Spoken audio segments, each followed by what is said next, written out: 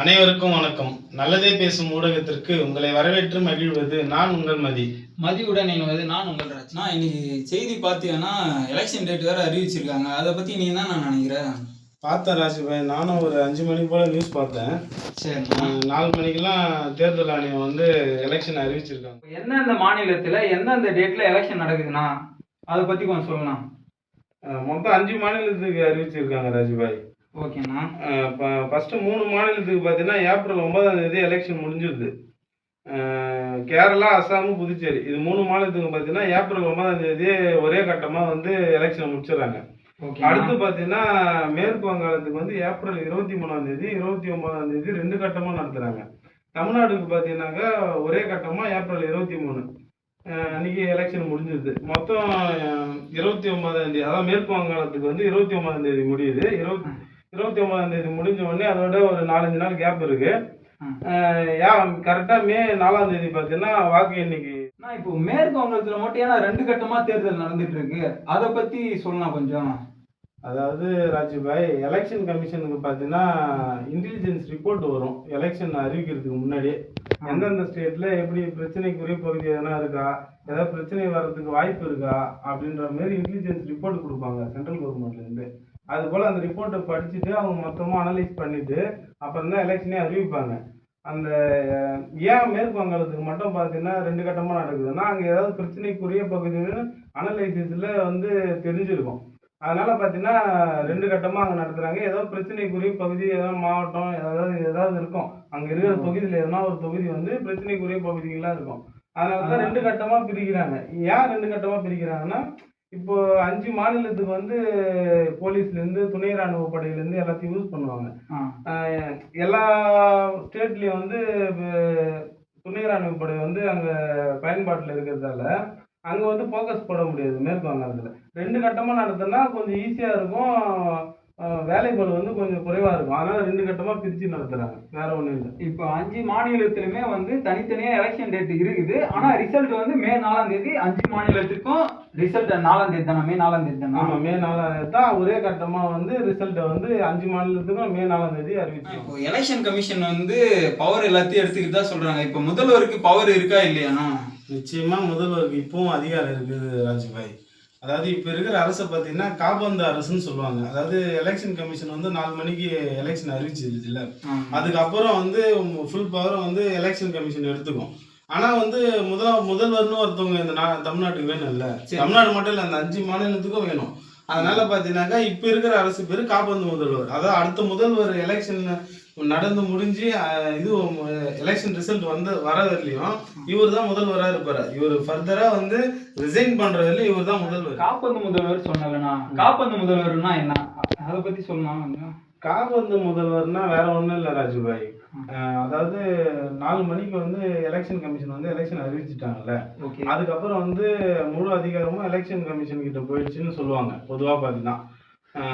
அதாவது முதல்வர் வந்து எந்த முடிவு எடுத்தாலும் ஏற்கனவே இருக்கிற திட்டங்களாக கூட இருக்கலாம், அந்த பற்றின முடிவுகள் ஏதாவது எடுக்கணும், ஏதாவது இது பண்ணனா அரசு வந்து ஏதாவது திட்டத்தை செயல்படுத்தணும்னா தேர்தல் ஆணையத்துடைய மேற்பார்வையில தான் அது பண்ணுவாங்க. ஏன்னா புதுசா எந்த திட்டத்தையும் அறிவிக்க முடியாது முதல்வரால்.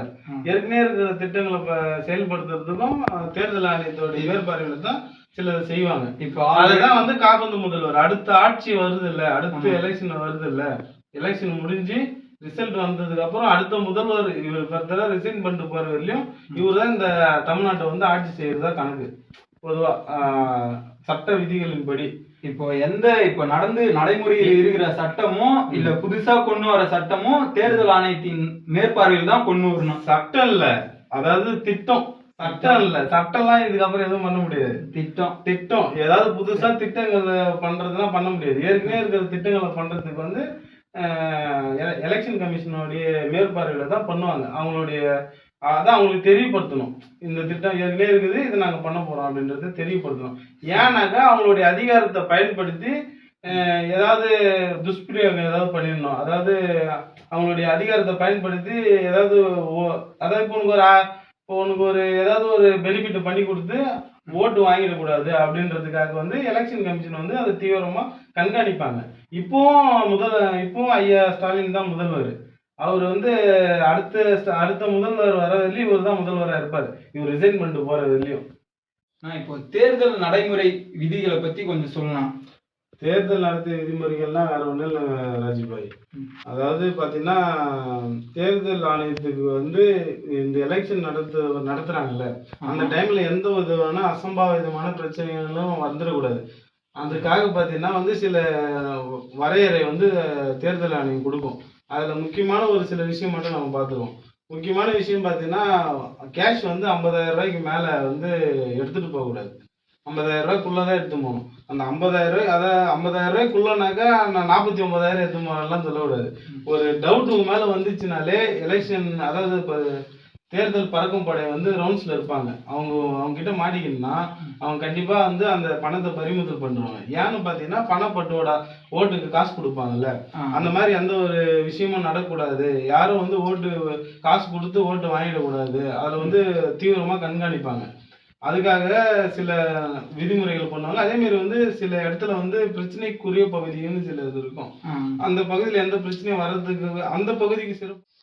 இதெல்லாம் ஓகேண்ணா. இப்போ 50,000க்குள்ள தான் வந்து டிரான்சாக்ஷன் பண்ணணுன்ற மாதிரி சொல்லியிருக்காங்க.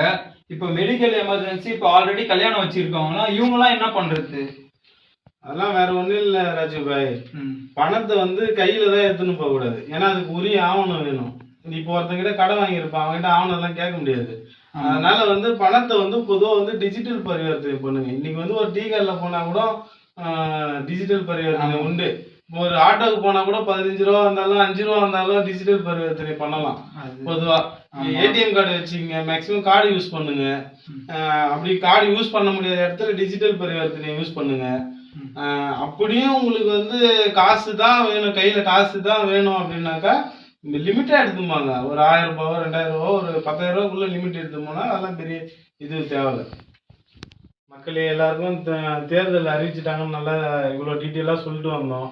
எலெக்ஷன் அன்னைக்கு கண்டிப்பாக போய் ஓட்டு போட்டுருங்க. முக்கியமாக இளம் தலைமுறை வாக்காளர்லாம் இந்த முறை நிறைய பேர் இருப்பீங்க. அவங்க வந்து உங்களுக்கு பிடிச்ச தலைவருக்கு யார் பண்ணாலும் சரி, அடுத்த முதல்வரை தேர்ந்தெடுக்க வேண்டிய முக்கிய கட்டாயத்தில் நம்ம இருக்கோம்.